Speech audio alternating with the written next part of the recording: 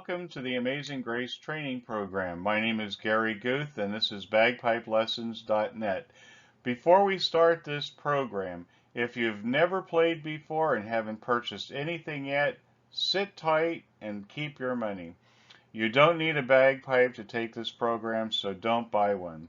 In this program, you will learn basic notation and how to read rhythm. You will also learn to play Amazing Grace on the practice chanter. This is the tool that we use to learn to play the bagpipe on, but you don't need one for the first lesson, so don't buy one. Sit tight. Hey, before we go any further, let me tell you a little bit about myself. My name is Gary Guth. I was a music student starting at 11. I was a piano player. I wanted to play the piano for a very long time. And finally, when I was in the 6th grade, it became a reality. But my father was a department store manager with May Company of California back in the 60s and the 70s. And they thought that George was good at opening stores. So every year that May Company opened a store in a new mall, we moved.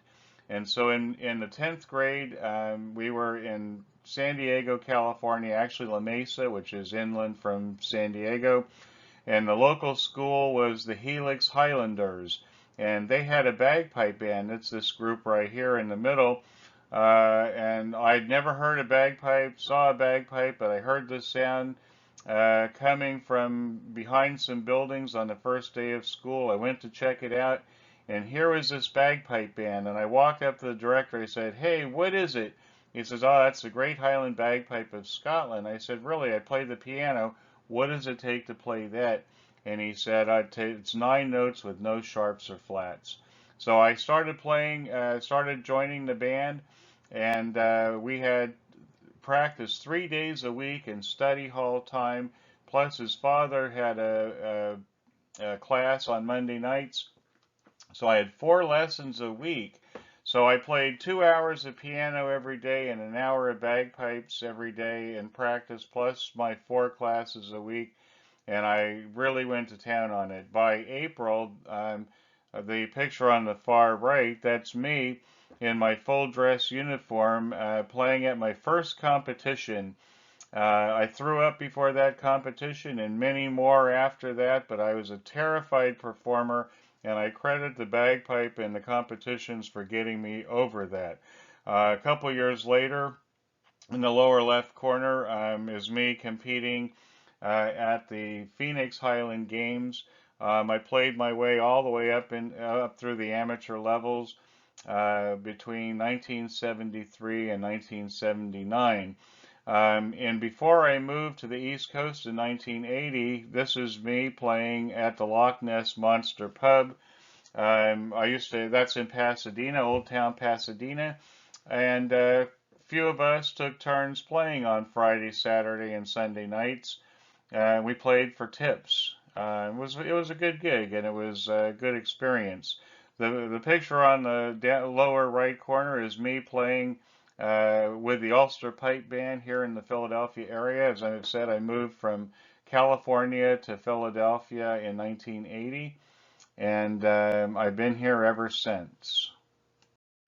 When I became 40, I had a midlife crisis. I was in sales and marketing in my 20s all the way up to 40, and I had the same experience that a lot of grown men have at 40. They think they're going to die right away, and they haven't done what they wanted to do. So on my bucket list was I wanted to teach music, especially the bagpipes. The upper left corner picture is one of my pipe bands, the Lord of the Isles Pipe Band.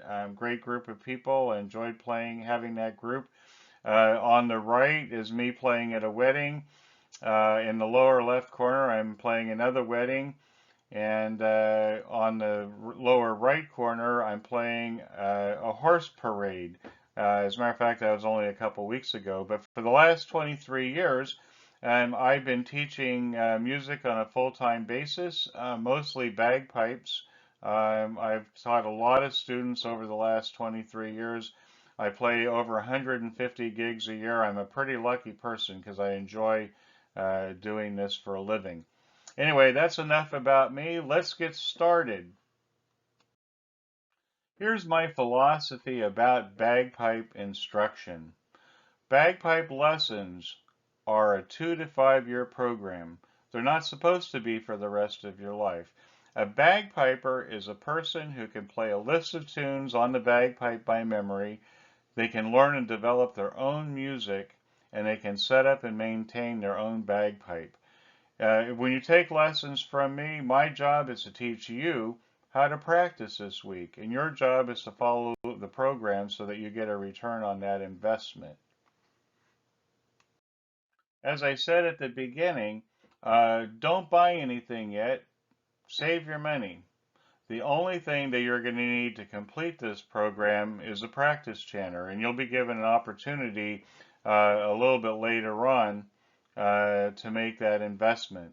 But we can do the first lesson very simply without a practice chanter. Stay tuned. Let's get started. The only thing that you need to start this program today is a pencil.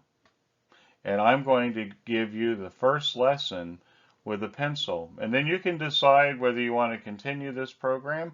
And if you do, we'll be giving you a few options below.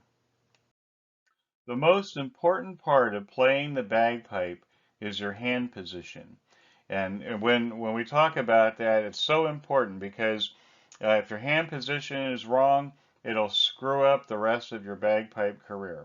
Okay, so first of all, everybody's tendency is to hold the chanter like this. Okay, so here's my chanter. Okay, so what they do is they hold it like this, like they're playing that recorder in school. Okay, the problem is that we don't play the chanter on the bagpipe up here by our mouth. You know, we play it down here in front of us.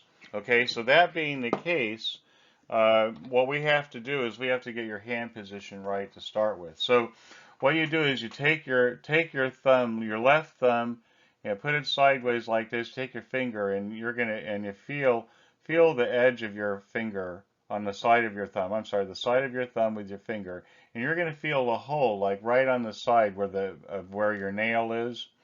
Okay, if you feel that hole, that's the back hole on the chanter. So I put my thumb perpendicular. See, my thumb is perpendicular to the pencil like this. I bring my finger around, and my finger, see how far back my finger is? Okay, my finger is in like the second pad back. My top two other fingers fall flat and straight. I'm not using my pinky. Okay, then I take my pinky on my right hand. That goes in the first pad, put my thumb on the back, and then these fingers, they fall flat and straight like this.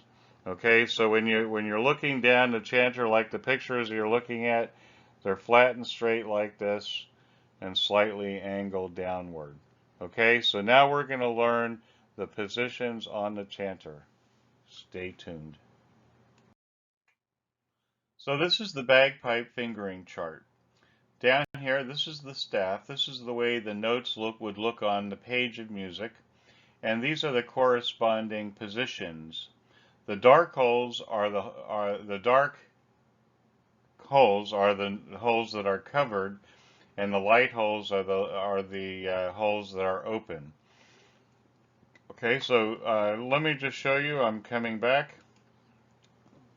Again, we're going to pick up our pencil.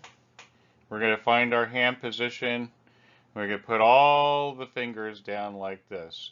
So if you look all the way over to the left, that's low G position. And as you can see down below, I have all of the names of the notes underneath of the different positions. All right, so this is low G. Okay, so what you need to do is you need to say the positions as you go up. So this is low G, low A, B, C, D.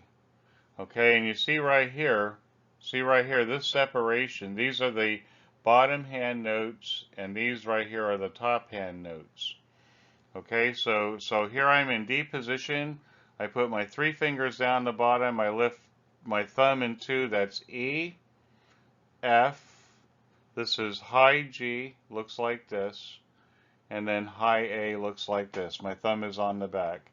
and then I come back down, I put my thumb back in that hole on my thumb, that's high G, F, E, D, C, B, low A, low G.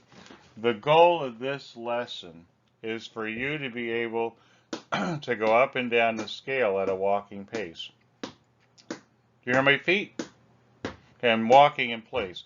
Left, right, left, right. If you're sitting in an office chair, the best place for you to practice the practice chanter is at a desk uh, where you can support the chanter on the desk and the other part in your mouth. Because, you know, when you're playing the bagpipe, you're not holding the chanter in the air. It's actually hanging from the bag. Okay, so here I've got my feet going, and what I do is I've got one of those rug protectors, so I got a little percussion underneath. But I put my feet up on top of the wheels, and I tap my toes on the floor. That way I don't get shin splints. See, I've learned all of this over a period of time. I mean, you don't want shin splints to start out playing the bagpipe. So here we go. This is the goal. Low G, low A, B, C, D, E, F, high G, high A, G, F, E, D, C, B, low A, low G. That's the goal of this lesson. Okay, so just need to practice. When you can practice, when you've done enough practicing and you can do that at a walking pace, then you can go to the next step. So, how did you do? Can you play the scale up and down at a walking pace? Are you ready to get started? Well, let's review what you're gonna learn in this program. You're gonna learn to read music and rhythm, and you're also gonna learn to play Amazing Grace on the practice chanter. So the program comes in two options. If you already have a practice chanter, the program is $99, and if you need a practice chanter, the program is $159 plus shipping. All you have to do to get started is to push this button right here.